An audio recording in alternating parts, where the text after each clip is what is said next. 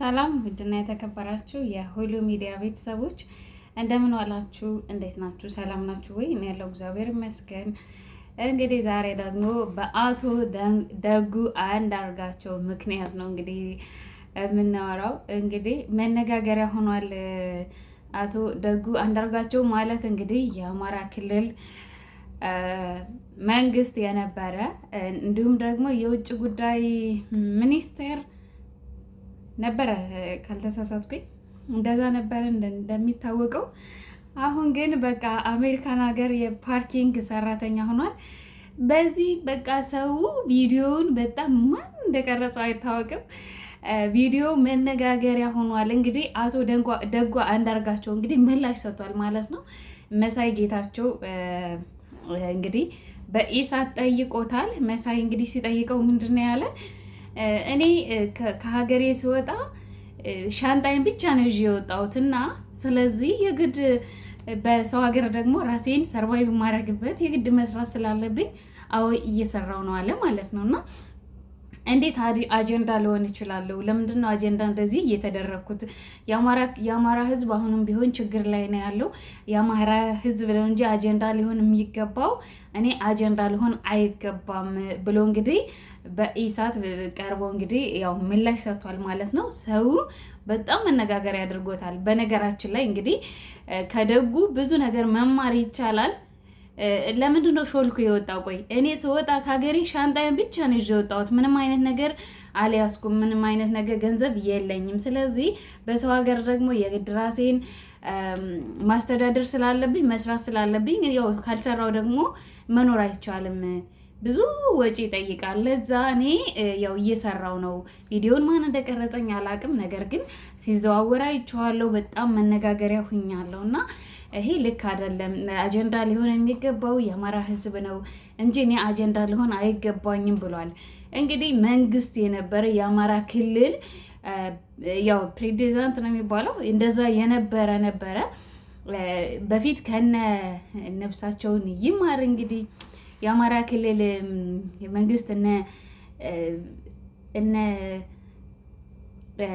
አምባቸው መኮንን ከነሱ ጋር ነበረ በፊት ማለት ነው ሲሰራ የነበረው እና እንደዛ የነበረ አሁን ወርዶ ፓርኪንግ ሰራተኛ መሆኑ ማለት እንግዲህ በእርግጥ በሰላም የነበረ በቃ ምንም በቃ ጥሩ መንግስት የነበረ ቢሆን ይታዘንለት ነበረ ማለት በቃ ዝቅ ብሎ መስራት ምንም ችግር የለውም።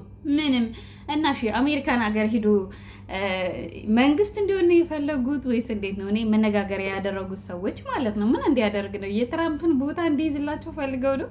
እኔ ምንም አልገባኝም ማለት ነው። እንደዚህ በጣም በቃ ፖለቲከኞችም ቲክቶከሮች ምኖችም በጣም ነው በቃ መነጋገሪያ ያደረጉት።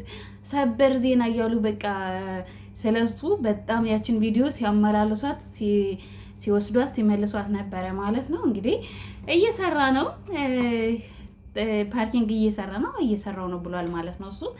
ስለዚህ በሰላም ግን አጥፍቶ ነው እዛ ኢትዮጵያ በነበረበት ሰዓት ብዙ ትክክለኛ ሕግ በሚኖር ሰዓት ተጠያቂ ነው እሱም ቢሆን። ለምን የአማራ ሕዝብ እንደዚህ የሆነበት ምንም ነፃ አይደለም። ይሄም ትክክለኛ ለፍርድ የሚቀርብ ሰው ነው። ይሄም ቢሆን ማለት ነው አማራ ህዝብ በየቦታው እንደዚህ እንደ ዶሮ እየተጨፈጨፈ በየቦታው ማንም ተጠያቂ ይሆናል ማለት ነው። ይሄም ደግሞ ምንም እንዳልሰራ ምስኪን እንደነበረ በቃ ለመሆን የሞከረው ነገር ትክክል አይደለም። ለምን ህግ በሚኖርበት ሰዓት የእውነት ህግ በሚመጣ ሰዓት ይሄ አቶ ደጉ አንዳርጋቸውም ቢሆን ተጠያቂ ነው ማለት ነው። እና ነገር ግን አሁን ዝቅ ብሎ በመስራቱ ግድ ነው ግዴታው ነው መስራት ስላለበት ነው እየሰራ ያለው ማለት ነው። ማን ነው እሱስ ቢሆን እንዴ? መንግስት ነበረ። አዎ በቃ ለጊዜው በነገራችን ላይ መሾም እንዳለ መውረድም አለ ማለት ነው።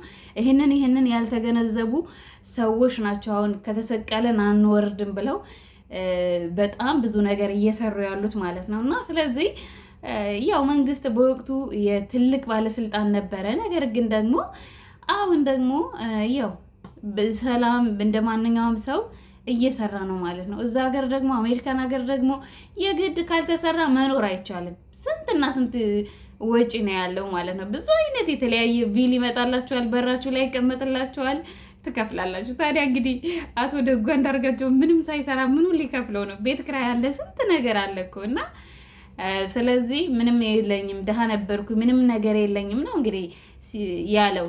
ሻንጣዬን ብቻ ይዤ ሄድኩኝ ማለት ብር የለውም ማለት ነው እንግዲህ። እና አንዳንዶች ደግሞ በጣም ብዙ አሽቃባጮች ማለት ነው ደጉ እኮ በቃ በስነ ስርዓት ስለሰራ በቃ ለምንድን ነው ብር የሌለው ለምንድን ነው? በቃ ከሀቁ ስለሚሰራ። አረ እውነታችሁን ነው፣ ከሀቁ ስለሚሰራ እንግዲህ የነበረውን ወይ ደግሞ ሌላ ቦታ ላይ ውሎት ይሆናል እንጂ ያው ኢትዮጵያ ላይ መስራት ልስራ ዝቅ ብዬ ልስራ ቢል ያው ህዝቡማ ያኖረውም የተበደለ ህዝብ ነው።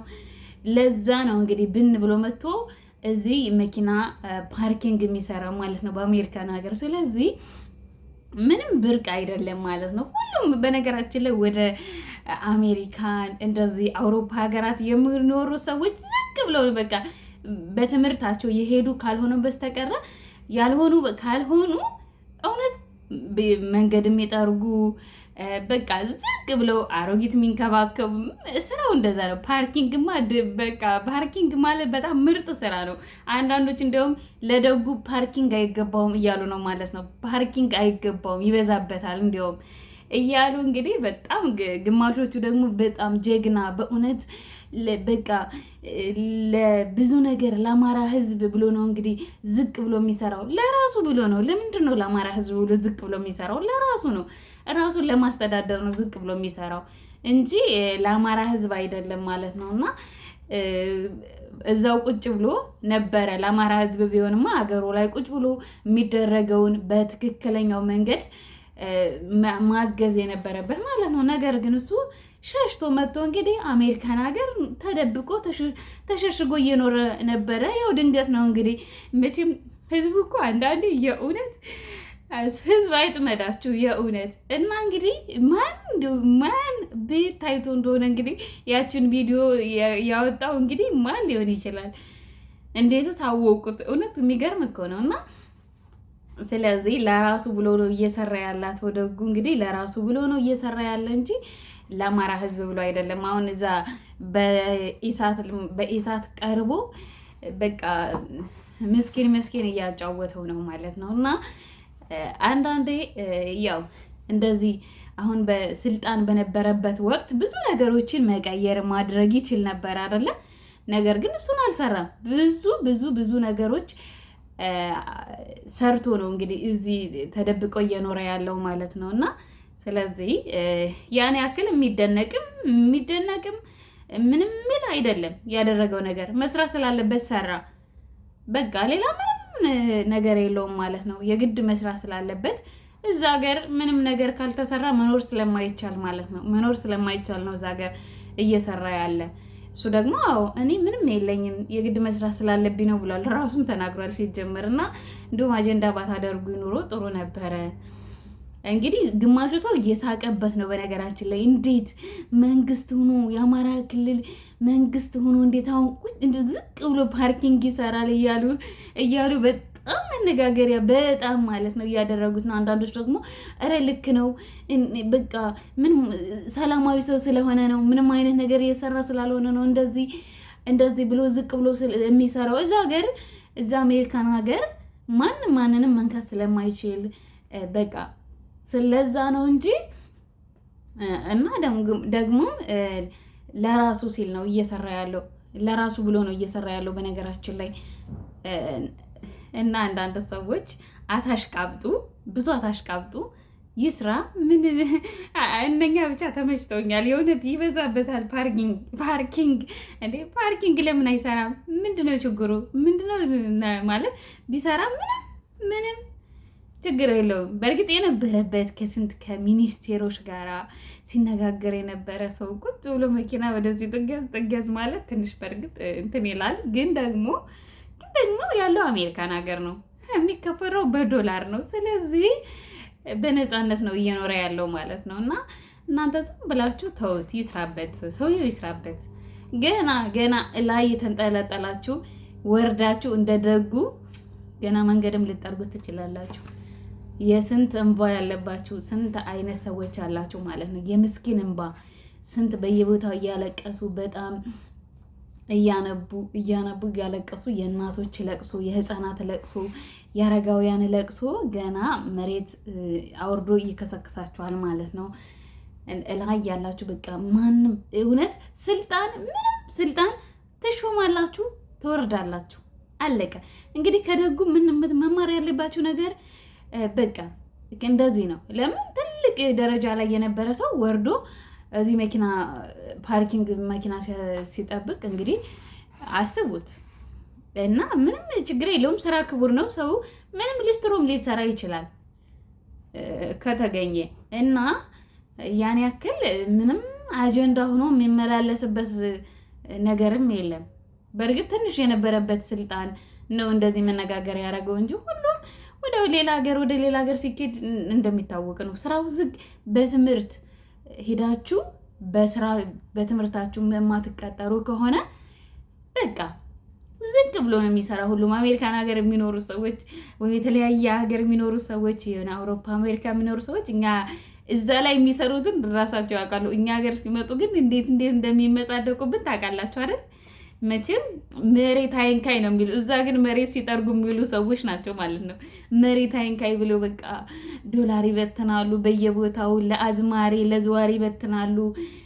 በቃ ዳያስፖሮች ወደ ኢትዮጵያ ሲመጡ በቃ በየጭፈራ ቤቱ በየናይት ክለቡ ነው ብራቸውን የሚበትኑ ማለት ነው። ያችን ዶላር ለማግኘት ግን ስንት ኩላሊታቸው ፈርጦ በቃ በሙቀት በፀሐይ እንዲሁም ደግሞ በብርድ እንደዛ ተንገብግበው ነው። መንገድም ሊሆን ጠርገው ይችላል። ፓርኪንግ እንደደጉም ሰርተው ሊሆን ይችላል። አሮጌት ተንከባክበውም ሊሆን ይችላል። እንደዛ ነው ስራው። ግን እዛ ምንድነው በሰዓት ስለሚከፈልና ልዩነቱ ምንድነው? እኛ ሀገራችን ላይ ግን ያንን ዲያስፖራ ዝቅ በለ ስራ ቢባል አይሰራም። መንገድ ጥረግ ቢባል አይጠርግም። ለምን? ብሩ ይለያያል። ዶላር ነው እዛ የሚከፈለው፣ እዚህ ግን በቃ በብር ነው። እና እንደዛ ስለሆነ በሰዓት ስለሚከፈላቸው ነው እንጂ ዝቅ ብሎ ነው ሁሉም። እውነት መኪና የሚያጥብ ሊኖር ይችላል። በቃ ሰው እንደዛ ነው። በትምህርት ብቻ የሄዱ ማለት ነው። በትምህርት ግን ለምሳሌ ዶክተር፣ ሌላ ነገር በዛ የሄዱት አዎ ምርጥዬ ስራ ነው የሚያገኙት የሚሰሩት። መተው እንደ ዲያስፖራ ቢሆን እነሱ ምንም ኖርማል ነው፣ ችግር የለውም። እነኚህ ግን እንደዚህ በቃ እኛ ጋር ሲመጡ በእርግጥ ከኛ የተሻሉ ናቸው። እንደዛ ነው። ይህ ብቻ ነው ልዩነቱ። ብሩ በዛ ያለና በዶላር በሰዓት ስለሚከፈላቸው እንጂ አንድ ነው። በነገራችን ላይ አንዳንዴ እዛ አውሮፓ አሜሪካ ያሉ ሰዎች የሆነ አረብ ሀገር ያሉ ሰዎችን ይናገራሉ። በቃ ሴቶቹን የማዳም ቅመም እንደዛ እያሉ ይሳደባሉ ማለት ነው። ብዙ ነገር ይላሉ። ነገር ግን ስራው እኩል ነው። ምንም የለየው ነገር የለም። በነገራችን ላይ ግን ምንድነው ልዩነቱ? እንደነገርኳችሁ ነው ማለት ነው። እና ደጉሻ እንግዲህ አሪፍ ስራ ነው። በቀጥልበት ተናግራል። ራስ ምላሽ ሰጥተዋል። ስለዚህ በርታበት ማለት ነው። ሌሎቻችሁም እንደዚህ እንደ ደጉ መሆናችሁ አይቀርም። እርግጥ ምንም እየሰራ ነው፣ ተንቀሳቅሶ እየሰራ ነው። ምንም የሆነው ነገር የለም። ያክል ያው ከዛ ከነበረበት ስልጣን መወርዶ ዝቅ አነስ ብሎ መስራቱ ነው እንጂ ምንም እንደውም የተሻለ ገንዘብ ነው የሚያገኘው የሚሆን እንደዛ። ግን ቢሮ ውስጥ መቀመጥና እዛ ይለያያል። ይቺው ይቻላል ልዩነቷ እንጂ አሪፍ ስራ ነው እየሰራ ያለ። አበረታቱት። እንደውም እንዲህ ቪዲዮ ቀርጻችሁ ያወጣችሁት ደግሞ እንደው ትገርማላችሁ በእውነት። ሰላም ብላችሁ እንደው ፎቶ ተነስታችሁ አንድ ላይ ብትፖስቱት ጥሩ ነበረ። እና እኔም አይቼዋለሁ ምናምን እያሉ ነው እዛ አሜሪካን ሀገር ያሉት ፖለቲከኞች እንደዛ እያወሩ ነበረ በየቤታቸው። ስለዚህ ምንም ያን ያክል የሚያነጋግር ጉዳይም አይደለም። ግድ ነው። አሜሪካን ሀገር እንደዛ ነው የሚሰራው። በቃ ደጉ ማሳያ ነው። በነገራችን ላይ ማሳያ ነው ደጉ፣ አይመስላችሁ? ደጉ አንዳርጋቸው ማሳያ ነው። እና ይህ ስራ እንግዲህ አሪፍ ስራ ነው። በርታበት። አንዳንዶች አይገባውም፣ ሌላ ነው የሚገባው ለሱ እያሉ እንግዲህ ብዙዎች ደግሞ ጀግና እያሉ በቃ ከጀግና ሙዚቃ ጋር አቀነባብረው ፎቶን ይፖስታሉ አሽቃባጮቹ ማለት ነው። እና ምንም ጀግንነቱም ምንነቱም ምንም አልታየኝም። እናንተ እስኪ ሀሳብ አስተያየታችሁን በኮሜንት አስቀምጡልኝ ባይ